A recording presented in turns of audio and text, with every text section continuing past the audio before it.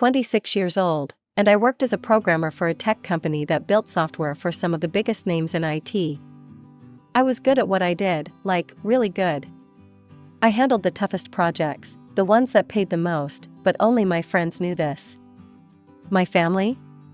They couldn't care less about my life. Hadn't talked to them in 8 years. So imagine my surprise when my phone rang one random Tuesday evening. It was my cousin Sarah, the only relative who had my new number. "Hey Bella," she said, sounding nervous, "your parents are looking for you. They want you to come home for Christmas." I nearly dropped my phone. Christmas was 2 months away, and they were looking for me, now? "What do you mean they're looking for me?" I asked, sinking onto my rented apartment's worn couch. "They've been asking around, they really want you there this year." I stared at the ceiling, trying to process this. My parents never tried to find me before. "Okay," I heard myself saying, "tell them I'll be there." After Sarah hung up, I sat there in the quiet of my apartment, and memories started flooding back.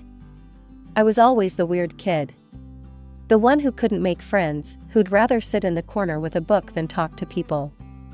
My parents even took me to a psychologist when I was little because they thought something was wrong with me. The psychologist was nice. Dr. Martinez, I think her name was. I was 12 when she had this meeting with my parents. I remembered sitting there, trying to make myself smaller in the chair while she told them straight up, "A lot of Bella's issues stem from emotional rejection. You clearly favor your older son." My parents went nuts. "That's ridiculous," my mom said, "we love both our children equally." But Dr. Martinez was right. I knew it. They knew it. They just didn't want to admit it. My brother Jake was everything I wasn't. Outgoing, popular, the golden child who could do no wrong. He was 3 years older and treated me like I was some annoying bug he couldn't squash. My parents thought the sun shone out of his ass. Even my grandparents, Mom's parents, treated us differently. Jake would get these expensive birthday presents, and I'd get some cheap knockoff toy that would break in a week. Family gatherings were the worst. Jake would hold court, telling stories, making everyone laugh, while I'd sit in the corner, invisible. That's when I found programming. There was this after-school computer club, and for the first time in my life, I felt like I belonged somewhere. The other kids there were like me, quiet, focused, more comfortable with machines than people. We became friends, real friends. One of them helped me build my first computer from old parts people had thrown away. I started coding at home, spending hours learning different languages, solving problems. My teacher, Mr. Chen, said I had real talent. When I turned 16, I knew what I wanted to do. I was going to college to become a programmer. Jake had just enrolled in some expensive private college in another state, all paid for by Mom and Dad. Then came the family dinner that changed everything.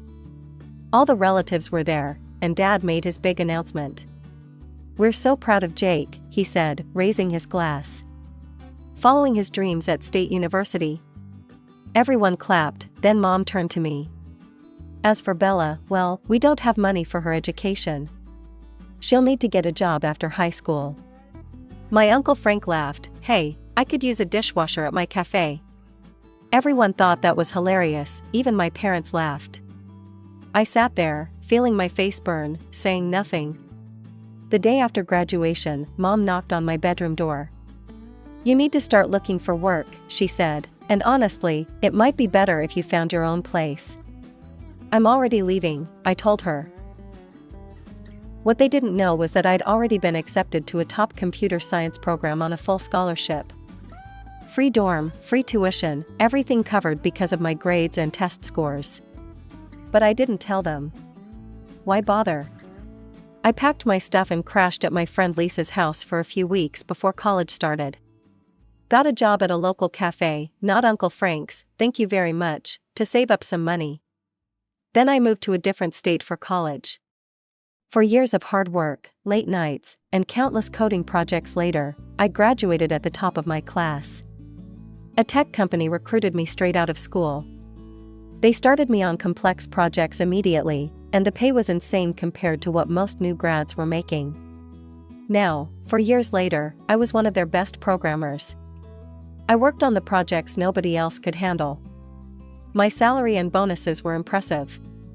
And there I was, about to go back to the people who couldn't wait to get rid of me. 2 weeks passed in a blur. I finished my latest project, a massive system integration that we sold to one of the tech giants. The company made bank, and my bonus was huge, like, buy a house huge. I called a realtor. Within days, she found me the perfect apartment. 2 bedrooms, modern kitchen, great neighborhood. At 26, I was a homeowner. I threw a small housewarming party 2 weeks before Christmas. Just my real friends, the ones who actually knew me and cared about me. As we sat around my new living room, drinking wine and eating takeout, Lisa raised her glass to Bella, who proved them all wrong. We clinked glasses, and I smiled. In a week, I'd be facing my family again. But this time, I wasn't that scared little girl anymore. This time, I knew exactly who I was and what I was worth. The week before Christmas, I took time off work and packed my bags. I'd bought presents for everyone, nice stuff, but nothing too flashy. Didn't want to make it obvious how well I was doing. The drive to my parents' house took 6 hours. As I pulled up to the old 2-story colonial, I noticed how rundown it looked. The paint was peeling, the gutters were sagging, and the front steps needed repair. 8 years had not been kind to this place. I parked my car and grabbed my suitcase and the gift bags. My hands shook a little as I rang the doorbell. Footsteps approached, and then the door swung open. Mom stood there, squinting at me like she was trying to place my face. Then recognition dawned. "Bella, oh my God, is that really you?" She pulled me into an awkward hug. "You look different." I stepped inside, and immediately, the familiar smell hit me, that combination of old carpet and Mom's potpourri that I'd never forgotten. The living room was crowded with relatives, and conversations died as they noticed me. "Look who decided to show up," someone whispered. "Is she wearing pajamas?" another voice muttered. I glanced down at my outfit, designer jeans and a simple black sweater. Expensive stuff, but understated. To them, I probably looked like I'd just rolled out of bed. Mom led me into the living room. "Everyone, Bella's here." The relatives gave me these fake smiles and half-hearted waves. Nothing had changed. Then Jake's voice boomed from the kitchen. Well, look what the cat dragged in." He strutted into the room with his arm around a pregnant woman. "This is Ashley, my wife," Jake announced proudly. "And this," he patted her belly, "is going to be your niece or nephew." "Congratulations," I said. Jake looked me up and down. "So, what are you doing these days? Still hiding in corners, avoiding people?" Some of the relatives chuckled. I felt my face get hot. "I work in tech," I said simply. "Tech, huh, like fixing computers? Tech support?" He turned to Ashley. Bella was always the antisocial one. "Probably works in some basement somewhere." I just nodded, something like that. Mom clapped her hands. "Well, dinner will be ready soon. Bella, why don't you put your things away?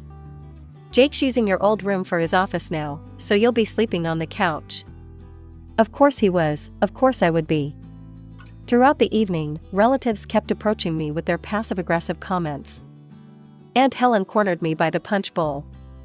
"Your brother's starting his own business, you know. Such an entrepreneur. And what is it you do again?" "I write code," I said. She wrinkled her nose. "Oh, well, someone has to do the boring jobs, I suppose." Uncle Frank sidled up next to me during dinner prep. "That dishwashing position is still open at my restaurant. Pays minimum wage, but it's honest work." "Thanks, but I'm good," I replied. At dinner, they sat me at the far end of the table, practically in the kitchen. Jake held court at the center, talking about his grand business plans. "It's going to revolutionize the industry," he was saying. "Just need to secure some initial funding, and we'll be off to the races." "How much do you need?" Dad asked. "About $200,000 to start." I nearly choked on my water. $200,000 for a business plan that sounded like every failed startup I'd ever heard of. We'll figure something out, Mom said, patting Jake's hand. Family helps family. After dinner, as people started leaving, Mom showed me to the couch. I lay there in the dark living room, staring at the ceiling. Christmas morning arrived with Jake and Ashley thundering down the stairs like excited kids. Mom and Dad were already up, making coffee. "Present time," Jake announced. We gathered around the tree. I watched as they opened my gifts, a nice watch for Dad, a designer purse for Mom, high-end baby stuff for Jake and Ashley. "Oh, these are lovely," Mom said, examining the purse. "Must have cost you a fortune." "Not really," I said. Finally, all the presents were opened except mine. I looked around expectantly. Mom's face fell into this exaggerated expression of shock. "Oh no, Bella, we completely forgot to get you something." Jake burst out laughing, just like when we were kids. "Remember how you used to cry about it?" Ashley giggled, Dad chuckled, they were all laughing at me. "Yeah," Jake continued, "don't start blubbering now. You're supposed to be an adult." I felt something shift inside me. Not sadness, not hurt, just clarity. "I'm not going to cry," I said calmly. I reached for my purse. Actually, I just bought myself a pretty nice gift. I pulled out my keys and held them up. The silver keychain caught the morning light. Mom frowned. "What's that supposed to be?" "Keys," I said, "to my new apartment. I bought it last week." The room went dead silent. "You bought an apartment?" Dad said slowly. "How?" "With money," I replied, "from my job. My company just sold a system I developed to a major tech corporation. My cut was pretty good." "How good?" Mom asked, her voice sharp. I shrugged. "About $150,000. You could have heard a pin drop." Jake's mouth hung open, Ashley's eyes were huge. Mom and Dad looked like I'd just told them I was secretly a millionaire. $150,000, Mom repeated, her voice climbing higher with each word. "What kind of job pays bonuses like that?" "I told you," I said calmly, "I'm a programmer. I work on complex projects for major tech companies. I develop systems for Fortune 500 companies." Dad leaned forward in his chair. "How long have you been making this kind of money?" "Since I graduated college.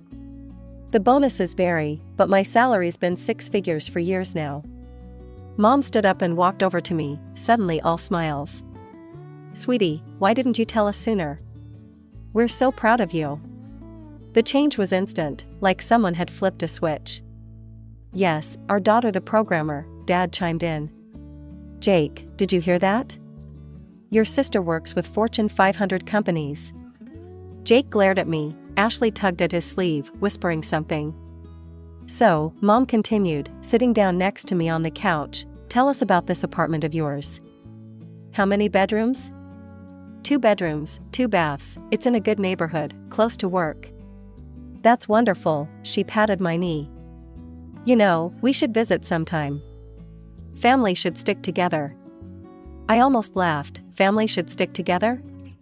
They hadn't bothered to find my phone number for 8 years. "Actually," I said, standing up, "I should get going, long drive home." "No," Mom grabbed my arm, "you just got here. Stay a few more days. We have so much catching up to do." Dad nodded enthusiastically, "Your mother's right. We barely got to talk about your career." I looked at them, these people who couldn't wait to get rid of me 8 years ago, and went to gather my things. As I packed, I could hear them whispering urgently in the living room. When I came back with my suitcase, they were all standing there with these desperate smiles.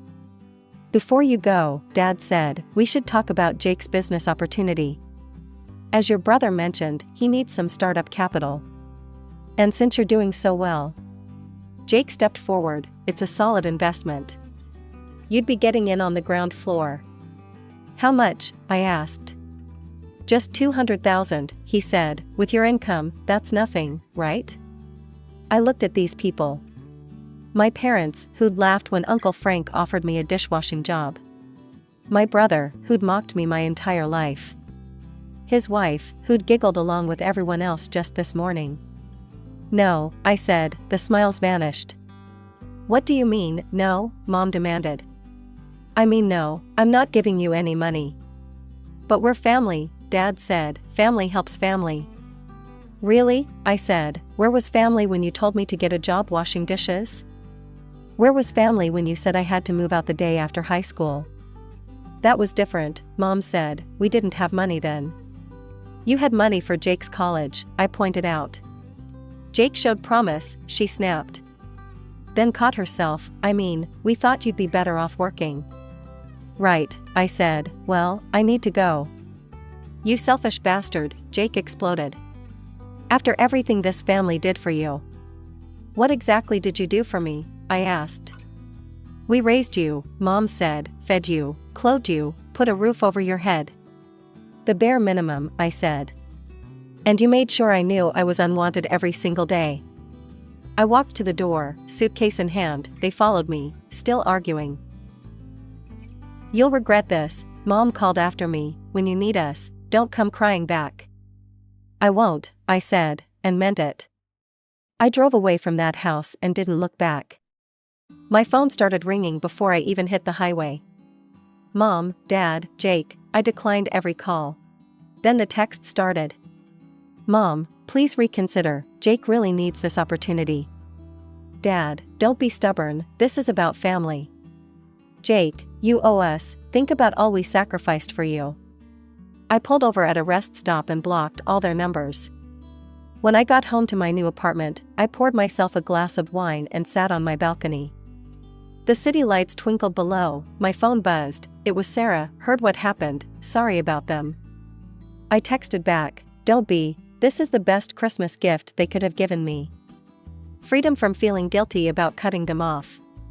She sent back a laughing emoji, your mom's already telling everyone you're selfish and ungrateful. Let her, I replied. That night, I slept better than I had in weeks. My own bed, in my own apartment, with no more obligation to people who never wanted me in the first place. The next morning, I woke up to a flood of messages. But not from blocked numbers, these were from aunts, uncles, cousins I barely knew. Your mother told us what happened, how could you abandon your family? Jake is trying to build something, you should support him. We always knew you were selfish. One by one, I blocked them all, except Sarah. She called me that afternoon. Jesus, Bella, the whole family's going crazy. Your mom's called everyone telling them you're rich and won't help Jake. Good for her, I said. They're saying you've forgotten where you came from. Of course they are, I sighed. Can't accept that the daughter they ignored might actually be successful.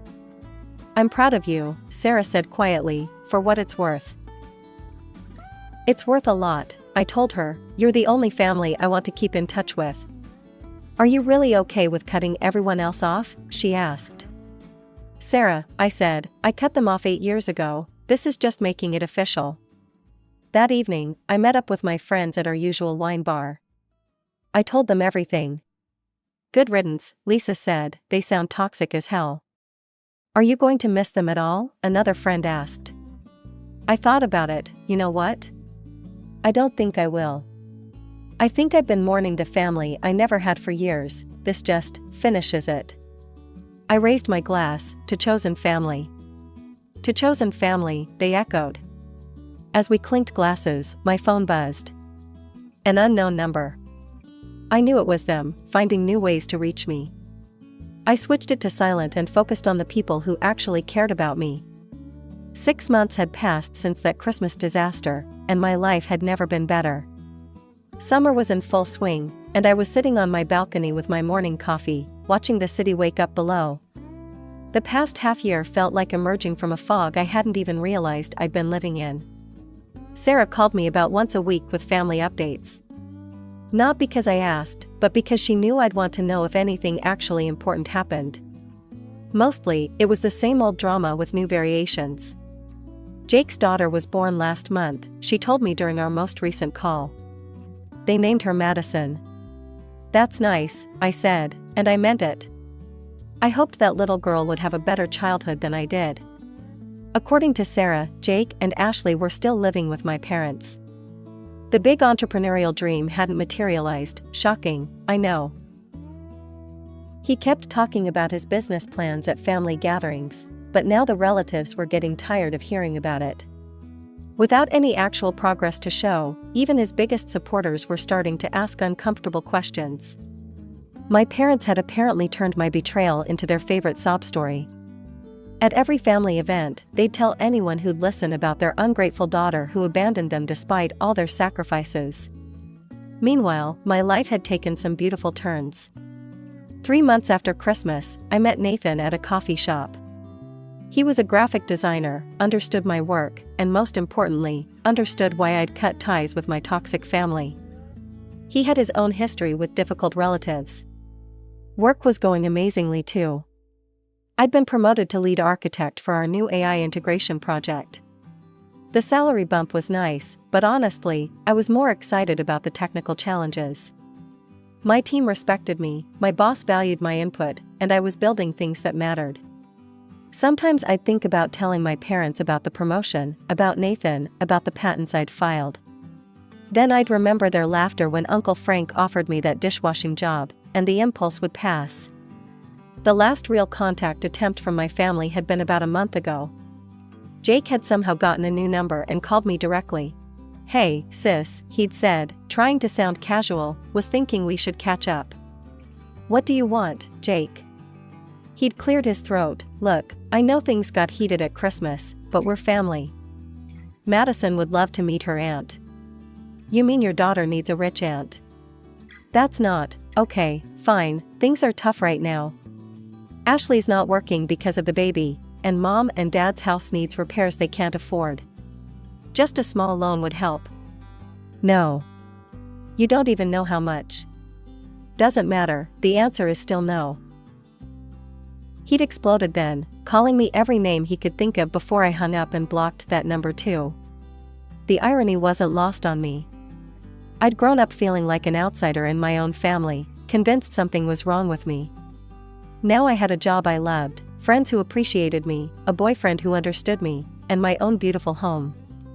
All the things my family said I'd never have because I was too weird or too antisocial. My success wasn't just financial, though that was nice too. It was emotional. I'd built a life surrounded by people who actually liked me for who I was, not who they wanted me to be.